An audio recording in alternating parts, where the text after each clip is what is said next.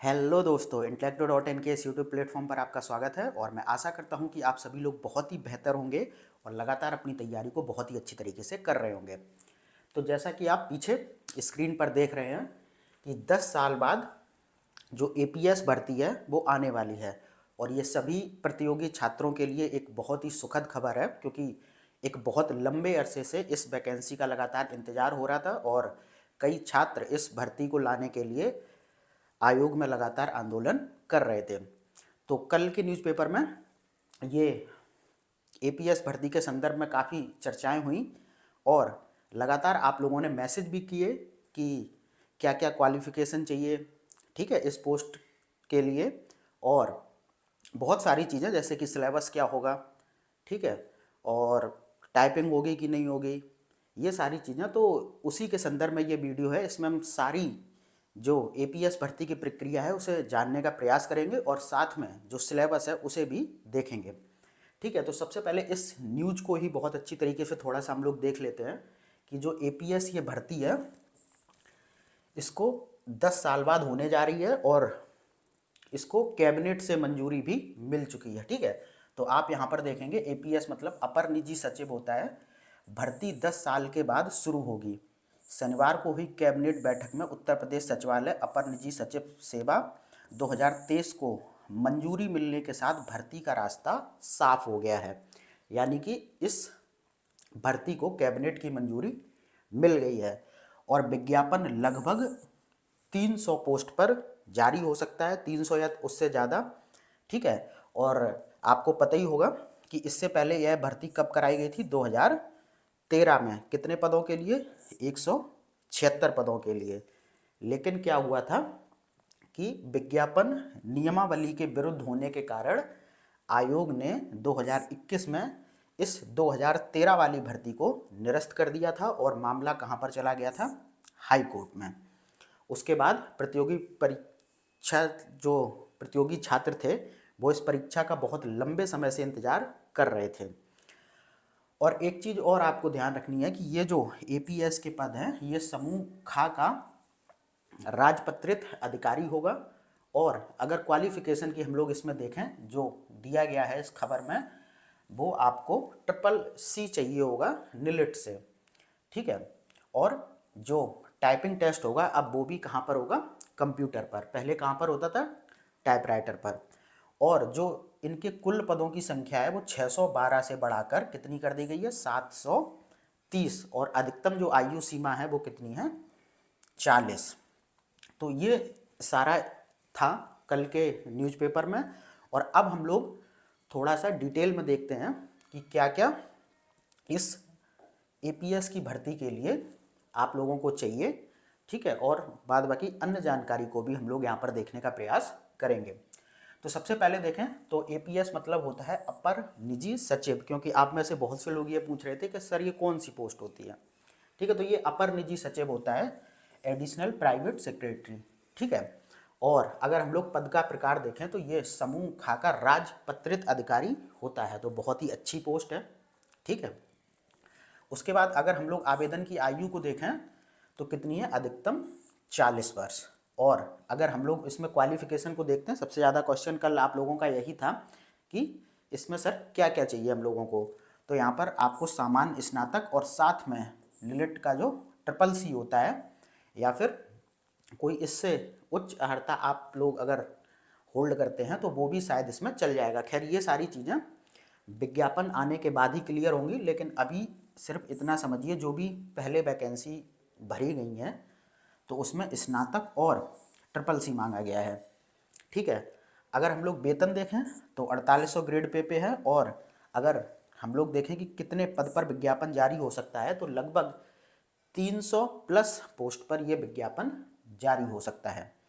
उसके बाद अगर हम लोग इसके सिलेबस की चर्चा करें तो यहाँ पर आप देखेंगे कुल 8 पेपर होते हैं, लेकिन ये जो आपको दिख रहे हैं सामान्य, अंग्रेजी, अंग्रेजी आशुलिपि, ठीक है, तो और ये अंग्रेजी टंकण, ये वैकल्पिक पेपर होते हैं। ठीक है, अब यहाँ पर बात कर लेते हैं जो पेपर अनिवार्य हैं, यानी कि जो पेपर सभी को देने हैं। तो सबसे पहले यहाँ पर हम लोग देखें तो सामान्य ज्ञान का एक पेपर होगा जो कि 100 नंबर का होगा और समयावधि जो होगी वो 2 घंटे होगी। दूसरा पेपर सामान्य हिंदी का होगा, ये भी 100 नंबर का होगा और ये 3 घंटे का होगा। ठीक है। और जब इनके आधार पर मेरिट बनेगी और उसके बाद आपको हिंदी आशुलिपि और हिंदी टंकण के लिए वहाँ पर बुलाया जाएगा। हिंदी आशुलिपि होगी 135 अंकों की और वहीं जो हिंदी टंकण होगा यानी कि टाइपिंग होगा वो होगा कितना, आपका 15 नंबर का। ठीक है। और एक पेपर आपका होता है कंप्यूटर ज्ञान परीक्षण का 100 नंबर का, जिसकी समयावधि होती है 1.5 घंटे। ठीक है। उसके बाद अब हम लोग थोड़ा सा सिलेबस पर चर्चा करें तो जब सामान्य ज्ञान के हम लोग पेपर को देखेंगे उसमें क्या क्या पूछा जाता है ये तो आपको पता ही चल गया। इसका पूर्णांक होता है 100 अंक और जो पेपर का समय होता है वो होता है 2 घंटे। ठीक है। तो यहाँ पर देख लेते हैं कि इस सामान्य ज्ञान के पेपर में क्या क्या चीज़ें पूछी जाती हैं। तो यहाँ पर लघु रूप यानी कि एब्रीविएशन, वही फुल फॉर्म वगैरह, जैसे सार्क का फुल फॉर्म पूछ लिया, बहुत सी संस्थाओं का फुल फॉर्म या फिर जीएस से संबंधित किसी भी शब्दावली का फुल फॉर्म आपसे पूछ लिया जाएगा। ठीक है। तो ये 10 अंक का हो गया। प्रसिद्ध पुस्तकें और लेखक, ये 10 अंक का हो गया। ठीक है। और इतिहास यानी कि प्राचीन, मध्यकालीन और आधुनिक, 10 अंक का। उसके बाद सामान्य विज्ञान आपकी 10 अंक की पूछी जाएगी। उसके बाद भूगोल, यहाँ पर एक बात आपको याद रखनी है कि यहाँ पर विश्व का भूगोल नहीं पूछा जाएगा। कहाँ का पूछा जाएगा, भारत और उत्तर प्रदेश का। तो भारत का जो भूगोल पूछा जाएगा वो 4 अंक का होगा और जो उत्तर प्रदेश का भूगोल पूछा जाएगा वो होगा 6 अंक का। उसके बाद भारतीय संविधान पूछा जाएगा 10 अंक का। खेल से संबंधित प्रश्न होंगे 10 अंक के।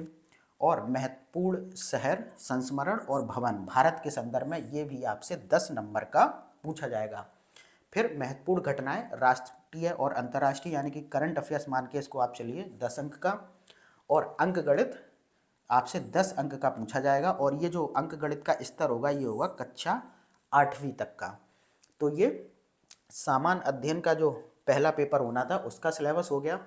उसके बाद जो सामान्य हिंदी आपका जो 100 नंबर का होना था और जिसकी समयावधि थी 3 घंटे, उसका सिलेबस हम लोग थोड़ा सा देखें तो ये आपको अपठित गद्यांश, उससे संबंधित प्रश्नोत्तर और अपठित गद्यांश का शीर्षक ये आपसे पूछा जाएगा 20 नंबर का, जैसा कि आपसे समीक्षा अधिकारी में पूछा जाता है। उसके बाद संक्षेपण, ये यहाँ पर गलत लिखा है, संक्षेपण आपसे 10 नंबर का पूछा जाएगा। उसके बाद पत्राचार सेम एस समीक्षा अधिकारी, ये भी 10 नंबर का पूछा जाएगा। उसके बाद मुहावरे एवं लोकोक्तियाँ और उनके प्रयोग, ये भी 10 नंबर का पूछा जाएगा। फिर आपसे पूछा जाएगा वाक्यांश के लिए एक शब्द, ये भी आपसे कितना पूछा जाएगा 10 नंबर का। उसके बाद वाक्यों का शुद्धिकरण, ये भी आपसे कितना पूछा जाएगा 10 नंबर का। पर्यायवाची और विलोम शब्द, ये भी 5 नंबर के आपसे पूछे जाएंगे और इसमें एक निबंध आपको लिखना होगा जो कि होगा 25 अंक का। तो ये सामान्य हिंदी का सिलेबस हो गया। उसके बाद हम लोग देखें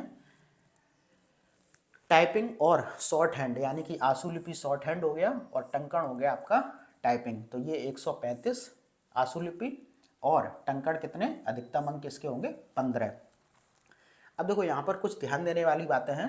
मैंने आपको पहले भी बताया था, जो न्यूज़ में लिखा हुआ था कि पहले टाइपिंग होती थी टाइपराइटर पर, लेकिन अब यहाँ पर क्या है कि अब जो ये टाइपिंग परीक्षा होगी वो कंप्यूटर पर आयोजित होगी और अभ्यर्थी को 25 शब्द प्रति मिनट की गति प्राप्त करनी होगी। अब यहाँ पर देख लेते हैं, 25 शब्द प्रति मिनट की गति प्राप्त करने वाले अभ्यर्थियों को 10 अंक, यानी कि यहाँ पर ये सारा मैंने अलग से इसको मेंशन कर दिया है कि कैसे आपको नंबर मिलेंगे। 15 से 29 शब्द अगर आप टाइप करते हैं तो 10 अंक दिए गए समय में, ठीक है। और 30 से 34 तो 11 अंक मिल जाएंगे। 35 से 39 शब्द अगर आप टाइप करते हैं तो 12 अंक मिलेंगे, यानी कि हर 5 शब्द एक्स्ट्रा पर आपको 1 नंबर प्रोवाइड किया जा रहा है। 40 से 44 13 अंक, 45 से 49 14 अंक और 50 से अधिकतम करते हैं तो 15 अंक, और 15 ही अधिकतम है, ऐसा नहीं कि इससे ज़्यादा मिल जाएगा आपको, ये अधिकतम है। ठीक है। तो ये बात हो गई टाइपिंग टेस्ट की और आशुलिपि की। इसके बाद थोड़ा सा हम लोग देख लेते हैं वैकल्पिक पेपर के बारे में। वहाँ पर एपीएस की कुछ 2 भाषीय पोस्ट भी होती हैं। ठीक है। तो पहले जो ऑप्शनल में इंग्लिश लेकर इसका भी एग्ज़ाम देते थे, तो उनको दोभाषिया एपीएस की पोस्ट दे दी जाती थी और उनका कुछ वेतन भी बढ़ के मिलता था। लेकिन अब सुनने में कुछ ऐसा आ रहा है कि शायद इस व्यवस्था को खत्म किया जा रहा है, लेकिन फिर भी आप लोग देख लीजिए, अगर विज्ञापन में कुछ ऐसा आता है तो आपको जानकारी होनी चाहिए। तो वैकल्पिक विषय में हम लोग देखें तो एक सामान्य अंग्रेजी का पेपर होता है जिसमें सेंटेंस का करेक्शन, ठीक है, 5 अंक का 50 नंबर का पेपर होता है, 1 घंटा का, ये आप ध्यान रखना। फिल इन द ब्लैंक्स पूछा जाता है 5 अंक का, और हिंदी से अंग्रेजी में, अंग्रेजी से हिंदी में ट्रांसलेट करने के लिए आता है 10-10 नंबर का, और उसके बाद एक आता है इंग्लिश एस्से जो कि 20 अंक का होता है, और जो भी टाइपिंग और आशुलिपि होती है वो भी सेम होती है, 135 अंक और यहाँ पर 15 अंक। खैर ये वैकल्पिक पेपर के लिए था, सबके लिए अनिवार्य नहीं है, तो आप ये मत सोचना कि नहीं ये भी आपको करना ही पड़ेगा, ऐसा कुछ नहीं है, ठीक है। उसके बाद आपका एक पेपर होता है कंप्यूटर का, ठीक है, जो कि 100 अंक का होता है और 1 घंटा 30 मिनट इसकी अवधि होती है। अब यहाँ पर देख लेते हैं कि कंप्यूटर का जो नॉलेज टेस्ट होता है इसमें आपको क्या क्या करना है। तो देखिए, प्रिंटर, माइक्रोफोन, स्पीकर जैसे बाह्य उपकरणों के साथ डेस्कटॉप और लैपटॉप पर विंडोज और लिनक्स ऑपरेटिंग सिस्टम प्लेटफॉर्म पर काम करने का बुनियादी ज्ञान होना चाहिए, ठीक है, 20 नंबर का। वर्ड प्रोसेसिंग पैकेज जैसे माइक्रोसॉफ्ट वर्ड, ओपन ऑफिस आदि का आपको कार्य साधक ज्ञान होना चाहिए। उसके बाद स्प्रेड सीड्स का कार्य साधक ज्ञान, वर्ल्ड वाइड वेब और लोकप्रिय वेबसाइट जैसे कि रेलवे, हवाई आरक्षण के लिए सर्च इंजन जैसे गूगल, ठीक है, सूचना वेबसाइट जैसे विकिपीडिया आदि के उपयोग के बारे में आपको जानकारी होनी चाहिए। उसके बाद ईमेलिंग का कार्य साधक ज्ञान, यानी कि ईमेल को भेजना, अटैचमेंट के साथ भेजना, पढ़ना, सहेजना, प्रिंट करना, एड्रेस बुक बनाए रखना आदि का भी ज्ञान आपको होना चाहिए, जो कि यहाँ पर 15 नंबर का आपसे पूछा जाएगा। विभिन्न शैलियों और एनिमेशन के साथ प्रस्तुतियों जैसे पावर पॉइंट, पीडीएफ आदि की तैयारी का कार्य साधक ज्ञान भी आपको आना चाहिए।